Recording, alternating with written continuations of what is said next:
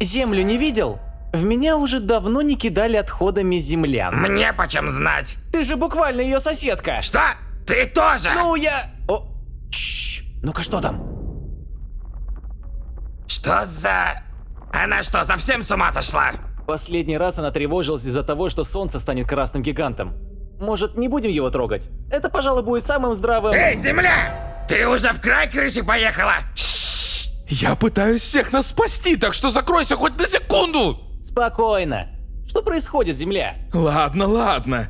Я собираю космическую пыль, водород и другие газы. Пытаюсь создать другое солнце, чтобы мы могли вокруг него вращаться. Оно, возможно, не будет таким агрессивным и... Земля! Мне кажется, я недостаточно часто говорю, насколько ты тупая! Да, знаю, все мои идеи плохие и... Не, Земля, это действительно плохая идея. Ты знаешь хоть что-нибудь о рождении звезды? Солнце образовалось из той же пыли, что и мы под действием сильной гравитации. Если это повторить, возникнет целая система новых планет и орбит, и мы будем все уничтожены. Извини, Земля, но он прав. Оу, значит, нам придется мириться с нашим солнцем? Да.